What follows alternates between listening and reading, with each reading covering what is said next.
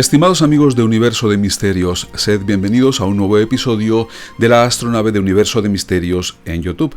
Un episodio que seguramente pues también estaréis escuchando los oyentes habituales del podcast en iVoox a través de este formato de audio, solamente en iVoox. Bueno, de hecho vamos a traer un tema en esta ocasión que ya ha aparecido en el podcast en iVoox, pero que creo que, dada sus características, pues merece la pena tocar desde un punto de vista del vídeo, porque aquí podemos aportar, ¿no? Podemos incluir fotografías, imágenes que van a ilustrar perfectamente el tema que vamos a tocar hoy. Y vamos a dirigirnos, para tratar de este tema, al norte de la India, concretamente al estado de Uttarakhand, y dentro de él a una región montañosa ya situada dentro del propio Himalaya, una región que, dada sus condiciones de inaccesibilidad, pues fue conocida, de hecho aún lo es, como Santuario de Nanda Devi. Pero en realidad no penséis, como me sucedió a mí, que es que había un santuario hecho por el hombre, de piedra o de... Bueno, pues no, se le sigue llamando santuario porque es un lugar inaccesible, es una zona rodeada de crestas montañosas de una enorme altitud, y que para acceder al interior de esta zona pues hubo que esperar al año 1934, cuando dos expedicionarios británicos, concretamente Eric Shipton y Bill Tillman, acompañados de 3 sherpas indios, pues pudieron acceder atravesando el desfiladero de Rishi Ganga. Bueno, pues 2 años después, una expedición ya británico-americana, estadounidense, pues consiguió llegar a la cima por primera vez de la montaña Nanda Devi. Y este fue, en aquel momento, la montaña más alta a la que el hombre hubiera llegado en el año 1936. Concretamente, dentro de esta expedición, los que culminaron, los que llegaron arriba, fueron 2 expedicionarios. Uno de ellos era el británico que 2 años antes ya había llegado a esta zona, Bill Tillman, y el otro fue un estadounidense que se llamaba Noel Odell. Esta montaña tiene 7.816 metros de altura y es, como os digo, la más alta, situada toda ella dentro del territorio de la India, porque hay otra que es de mayor tamaño, pero se encuentra en un punto fronterizo y pues su nacionalidad es compartida, ¿no? Por decir así, con China. Bueno, ¿qué deciros? Pues que en ese año, en 1936, se creó una reserva de caza en toda aquella zona, de manera que pues quedó como un lugar prácticamente pues muy remoto, inexpugnable, desde luego en nada habitado, muy pocas poblaciones y no a esas altitudes, ¿no? Pues tenemos que saltar ahora al año 1942. En esta historia, en ese año, pues ya sabéis que el mundo se encontraba en plena Segunda Guerra Mundial. En 1942 fue el año en el que Japón alcanzó su máxima extensión, su máxima expansión en toda aquella región de Asia, ¿no? de Asia y Pacífico. En concreto, en 1942 los británicos estaban luchando con Japón en Birmania, en la actual Myanmar, porque los japoneses pretendían ocupar la India, que en aquel momento era una colonia británica, como sabéis. De manera que en esa época, pues digamos que se estaba bastante sensible al peligro de que Japón enviase algún tipo de ejército que pudiera acceder a la India. Es por ello que cuando un guía de esta reserva de caza se acerca en este verano de 1942 a las inmediaciones de un lago de montañas situado en esta región, pues cuando detecta que en las orillas de este lago hay una considerable cantidad de huesos humanos, primero se queda asombrado y perplejo, ¿no? Que hace a esta altitud, en un lago que se encuentra a 5.029 metros de altura y alejado por completo de cualquier zona habitada. Bueno, ¿qué hacen allí? Pues toda esta cantidad de huesos, se pregunta este hombre, este guía, ¿no? El nombre del guía era Hari Krishna Madhwal. Cuando cuenta a las autoridades de la reserva de caza qué es lo que ha encontrado, inmediatamente las autoridades británicas piensan que puede tratarse de un ejército japonés pues que se ha visto sorprendido por alguna catástrofe natural o algo y que ha quedado ahí, ¿no? Sus cuerpos. Inmediatamente organizan una expedición, van a ver en qué consisten estos restos y rápidamente se dan cuenta de que no se trataba de un ejército japonés, porque lo que encuentran no está relacionado con la impedimenta atribuible a una unidad militar de la época, sino que constatan que se trata de esqueletos de algún tipo, si es un ejército, pues algo muy antiguo. Encuentran algunas puntas de flechas de hierro, algunas sandalias de cuero muy deterioradas, incluso algún artefacto metálico, un anillo en algún caso. Bueno, de manera que los británicos ya pierden el interés militar sobre este asunto y, sin embargo, pues sí que queda el interés científico por averiguar qué hacen a esta altitud tamaña cantidad de esqueletos. ¿De qué cantidad estamos hablando? Bueno, pues el último cálculo que se ha hecho estima que en torno a 600 cadáveres a las orillas de este no muy grande lago de montaña a 5.029 metros de altura en el Himalaya indio. Y a partir de aquí empieza el misterio, porque claro, ¿qué hacen en estas altitudes? Pues todos estos cuerpos, ¿no? Hubo un primer estudio a lo largo de los años 50 promovido por los propios indios y no llegaron a conclusiones determinantes. Hay que esperar a 2004 para que National Geographic tome cartas y haga unos primeros análisis de ADN y de carbono 14.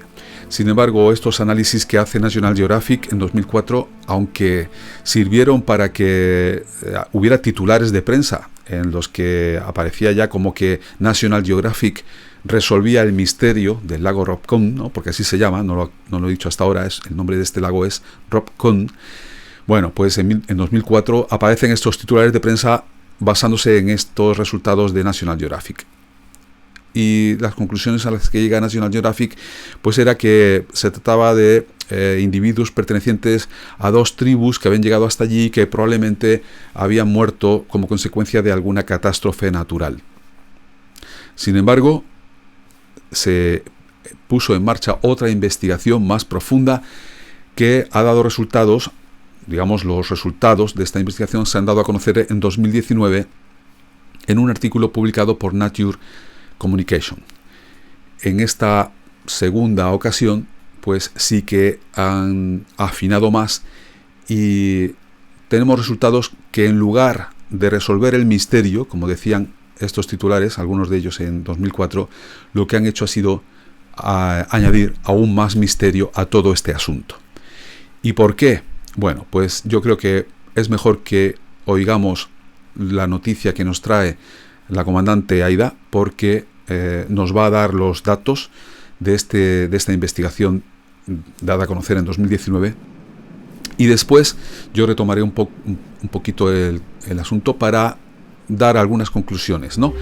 Bueno, ya tenemos a la comandante. Bueno, comandante, vemos que se encuentra precisamente en pleno Himalaya, además en las proximidades del propio lago. ¿Qué nos puede contar desde el lugar de los hechos, pudiéramos decir? Bueno, es un lugar como verás, el lago es pequeño, tiene 2 metros de profundidad, donde hay muchísimos huesos, ya veremos por qué. Y es un lago, digámoslo, no es tan bello, pero el paisaje desde aquí es muy bonito. Pero sí, te puedo decir que me estoy muriendo de frío, ¿eh? Bueno, pues no la entretenemos, estamos ya dispuestos a escuchar su noticia con atención. Mira, es una noticia que fue publicada por National Geographic el 30 de noviembre de 2020 y su redactor se llama Joseph Capalda. Entre otras cosas, dice de esta forma: la zona conocida entre los lugareños como el Lago del Misterio es un lugar de paso de la peregrinación Nanda Devi Rajat. El lago fue objeto de un nuevo estudio en 2004 para analizar muchos de los cráneos que se encontraron en aquel extraño cementerio. Durante el estudio se encontraron unos extraños impactos que los investigadores relacionaron con el granizo y se extendió la idea de que seguramente toda aquella gente había muerto debido al frío, el cual también había ayudado a conservar los cuerpos hasta el punto que se llegó a encontrar una momia casi intacta. El estudio de ADN reveló que los huesos hallados pertenecían a personas de 2 tribus diferentes, pero que estaban emparentadas. Sin embargo, el enigma del lago ha continuado hasta nuestros días. Bueno, perdone que le haga un inciso. Yo entiendo que estos son los resultados, el redactor en este momento está haciendo referencia a los resultados de 2004. Exactamente, sí. Como veremos a continuación, pues estos resultados no fueron del todo exactos, porque aquí se habla, acaba de decir la noticia, que pertenecían a 2 grupos humanos, a 2 tribus, y en realidad, pues ahora veremos que no fue así, que de hecho no hay relación familiar entre los propios individuos, ¿no? Bueno, continuemos, por favor. Sí. Ahora, un nuevo análisis realizado a 38 esqueletos recogidos alrededor de la laguna ofrece nueva información y amplía aún más el misterio. Un equipo internacional liderado por el genetista norteamericano David Reich de la Universidad de Harvard y Niraj Rai del Instituto de Paleociencias Birbal Sahni en Lucknow, India, realizó varios análisis que separaron a aquellos individuos en 3 grupos. Sorprendentemente, frente a lo que se creía hasta ahora, muchos de los que allí yacían jamás se conocieron, sino que murieron con varios siglos de diferencia, concretamente alrededor de 10. Probablemente estos individuos procedían de regiones separadas por miles de kilómetros y, según revela el estudio que se publicó en agosto de 2019 en la revista Nature Communications, no murieron a causa de ninguna catástrofe. Es decir, comandante, que probablemente los signos de impactos de granizo de los que ha hecho referencia al principio de la noticia, pues pudieron producirse con posterioridad a la muerte de los individuos, cuando los huesos ya estuvieran incluso descarnados, ¿no? Claro. Bueno. El primer grupo de individuos está compuesto por 23 personas con ascendencia relacionada con poblaciones actuales de la India que derivan de muchos grupos diferentes y vivieron hacia el año 800 después de Cristo. El segundo grupo de personas, concretamente 14, fallecieron en el siglo XIX y la genética indica que sus parientes más cercanos viven hoy en el Mediterráneo oriental, más concretamente en Grecia y Creta. ¿Pero qué hacían hace 2 siglos 14 viajeros de la parte mediterránea del Imperio Otomano en una laguna del Himalaya a más de 5.000 metros de altura? Se podría pensar que los restos de aquellos extranjeros pudieran ser de los descendientes de los soldados que conquistaron la región varios siglos antes junto con Alejandro Magno, pero su análisis de ADN no registra las mezclas genéticas que se deberían haber producido durante más de un milenio en la India. Bueno, disculpe que la interrumpa de nuevo. Yo creo que aquí el redactor nos está dando la noticia de que el estudio indica que estos restos, contrariamente a lo que alguno pensó, no pueden pertenecer a restos, o sea, a descendientes de los soldados que acompañaron a Alejandro Magno, dice la noticia, hace algunos siglos, en realidad hace más de 2000 años, más de 20 siglos. Eso debió, creo que, hablo un poco de memoria, pero Alejandro debió estar por ahí en el siglo III antes de Cristo. Con lo cual, en todo este tiempo, la deriva genética debería estar presente en este ADN, y aunque hubiese una base que indicara que pertenecían a poblaciones de Grecia o de Creta, sí debería haber indicio de mezcla y deriva genética, y sin embargo esto no se ha encontrado, con lo cual pues se descarta que estos individuos que proceden del Oriente Mediterráneo fuesen descendientes de las tropas que acompañaron a Alejandro cuando conquistó la India, entrando por el norte, ¿no? Bueno, continúa. Y por último, en el tercer grupo solo hay un individuo con ascendencia del sudeste asiático que también vivió en el siglo XIX. Según Ayushi Nayak del Instituto Max Planck para la Ciencia de la Historia Humana, la reconstrucción de los isótopos estables encontrados en los esqueletos permite conocer más sobre la dieta y el hábitat de cada una de estas personas, y también corrobora la presencia de múltiples grupos diferenciados, ya que los huesos pertenecientes a individuos relacionados con la India evidencian dietas muy variadas, lo que sugiere que pertenecían a diferentes grupos socioeconómicos del sur de Asia. Por contra, los individuos con ascendencia mediterránea parecen haber consumido una dieta con muy poco mijo, un cereal originario de India. Claro, eso lo que nos está indicando es que eran personas que no vivían en la India. Claro que sí. El viaje por motivos religiosos parece, según los investigadores, otra explicación plausible. La práctica de peregrinajes a lagos así o incluso a valles o picos montañosos de la región ha sido frecuente desde hace siglos, así que consideramos que es el modo más probable en el que los restos acabaron depositados ahí. Sin embargo, a pesar de haber una gran cantidad de lagos similares al Rupkund con una gran significación religiosa en el Himalaya, no se conoce otro en el que se hayan encontrado restos humanos esparcidos a su alrededor. Bueno, realmente esto da a entender que el propio lago tiene significación religiosa, pero no es así. El lago Rupkund no es un santuario en sí mismo ni tiene significación religiosa. Lo que sabemos es que por sus cercanías pasa una peregrinación que además tiene lugar, creo recordar, cada 12 años, luego daré el dato mejor, y que se dirige a otro lugar. En realidad el propio lago no tiene significación religiosa pese a que así se haya dicho en la noticia. Sí, así dice, ¿no? Bueno, otro dato interesante es la similar proporción entre hombres, 23, y mujeres, 15, entre los esqueletos. Esto haría improbable la hipótesis de que se tratase de los restos de miembros de expediciones militares. Además, las secuencias genéticas de los esqueletos revelaron que no se trataba de parientes cercanos de tercer grado o más próximo, rechazando de esta manera la idea de que los esqueletos pudieran pertenecer a grupos familiares. Por el momento, pese a la gran cantidad de información que ha proporcionado el estudio de los restos de la laguna Rupkund, parece que esta no va a perder un ápice de su misterio. Mirak Rai, uno de los autores del estudio, muestra su asombro ante el hecho de que tantos individuos hayan viajado hasta este lago, teniendo en cuenta que llegar ahí es muy arriesgado y requiere 3 días de ascenso. Estamos sorprendidos por ver tanta actividad humana, pero nuestros estudios no pueden responder a la pregunta de ¿por qué fueron ahí? Sin embargo, el autor también muestra su escepticismo acerca de que los esqueletos cuyos descendientes encontramos en el Mediterráneo actual acudieran ahí por motivos de ocio o para vivir una aventura. Hasta hace 10 o 15 años no había actividad turística en este lago, pero no podemos rechazar completamente esta interpretación. Y hasta aquí el extracto de esta noticia.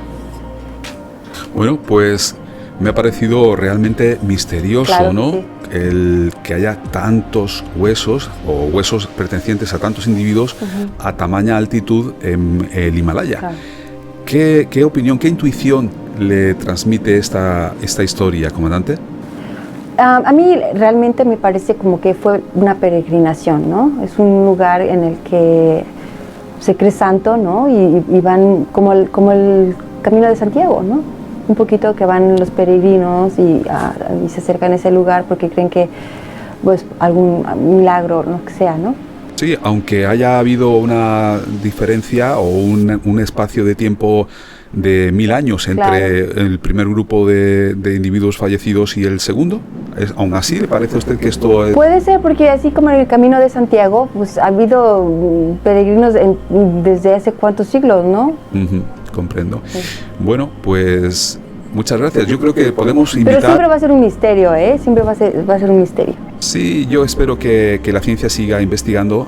Ahí, bueno, este análisis que se ha hecho es de apenas 30 y tantos individuos y en realidad allí hay huesos pertenecientes a más de 500 individuos, ¿no? Ajá. O sea que yo creo que falta por investigar y que creo que más investigación nos dará más luz. Bueno, y creo que podemos invitar a nuestros oyentes y espectadores a que nos den su opinión a través de los comentarios. Claro. Bueno, pues gracias, comandante, y hasta la próxima ocasión. Sí, hasta la próxima. Bueno, pues quiero corregir el dato que di antes de que Alejandro estuvo por allí en el siglo III a.C. Realmente estuvo en el siglo IV a.C., alrededor del año 320 y algo antes de Cristo. Y bueno, ¿qué deciros? Pues que hoy día toda esta región forma parte de un parque nacional en la India. Desde 1980 se creó el parque nacional.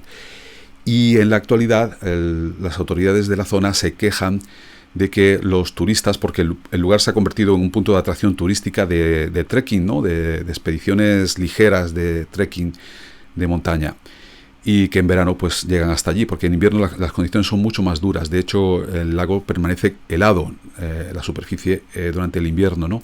Apenas está descongelado en un mes o mes y medio, ¿no? En el verano. Bueno, pues os decía que las autoridades se quejan de que los turistas que han llegado hasta allí se han llevado huesos, y que si eso no se pone coto a este, vamos, esto es una cosa impensable, pero así pasa, ¿no? Los turistas llegan, o sea, no son verdaderos deportistas, sino que es el típico turista dominguero, parece, que se lleva el souvenir, ¿no? Y le da igual que eso vaya, si lo hiciera todo el mundo, pues acabara con el material para estudiar por la ciencia, ¿no? De eso se quejan las autoridades, y espero que estén poniendo alguna medida para evitarlo. Bueno, ¿qué deciros? Pues que realmente, como dice el comandante, es un misterio, y que probablemente a lo mejor, o a lo peor, nunca sepamos la verdad de lo que allí sucede. Sin embargo, hay algunos hechos que yo quiero dejar claro, derivados de la investigación que se ha realizado más recientemente y que se ha dado a conocer en 2019 a través de este artículo en Nature Communication, ¿no? Ahí las conclusiones a las que se llega es que existen, por decir así, dos grandes grupos étnicos. Uno, hablamos de estos 38 esqueletos que se han analizado. Hay que tener siempre la perspectiva de que en la zona hay en torno a 600 cadáveres, y que esta investigación se ha basado en 38 cuerpos o esqueletos, huesos de estos esqueletos, a los que se le ha calculado la datación y el ADN, ¿no? Se le ha analizado el ADN. Con lo cual, estas conclusiones son las que son ceñidas a esta muestra. Bueno, pues basándonos en esta muestra, hay que decir pues que hay dos grandes grupos.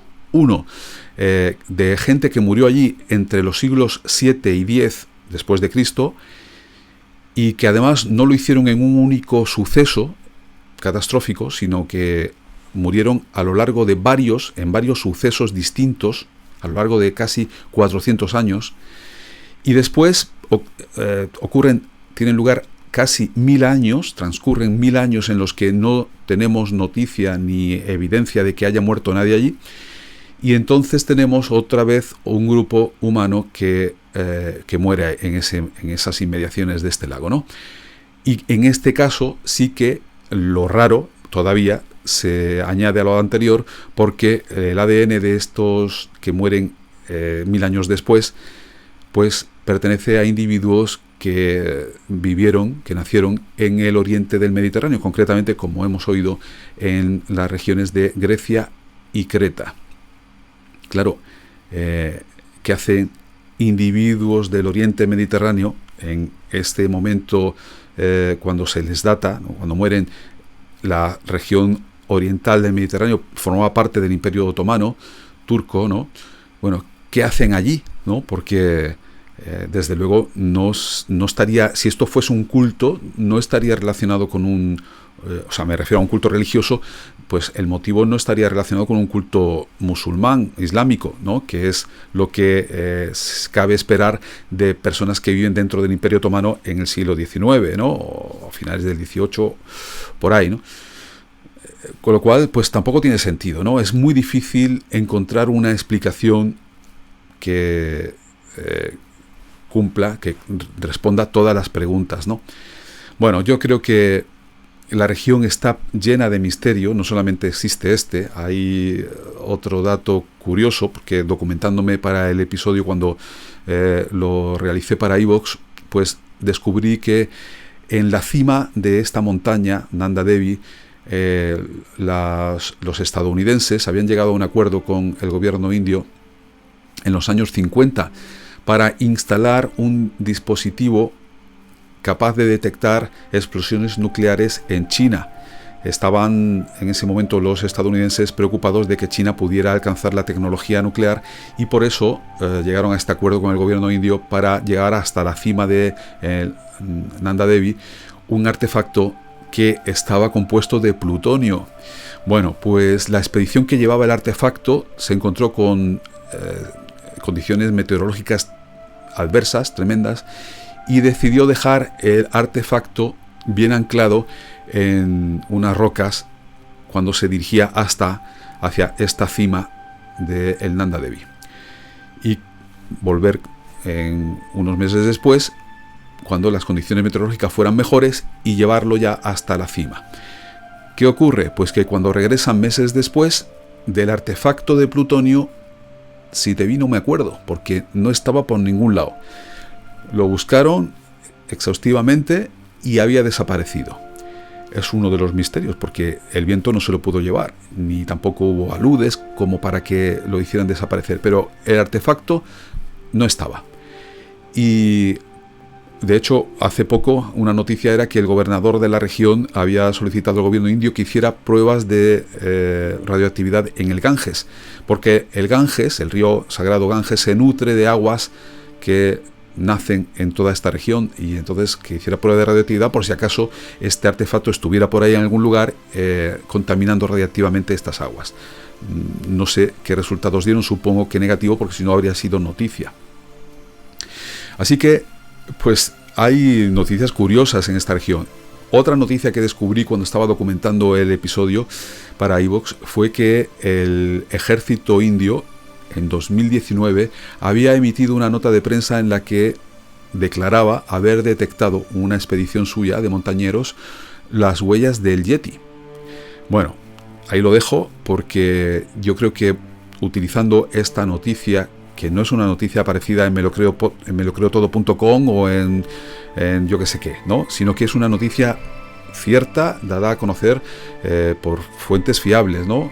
El ejército indio da a conocer esta nota de prensa en 2019 diciendo que ha encontrado huellas del Yeti. Bueno, no voy a abundar en ello, como os digo, porque trataremos el asunto del Yeti en un episodio separado, siempre con rigurosidad, porque ya sabéis que es un lema de Universo de Misterios, que no hay misterio en lo que no es cierto.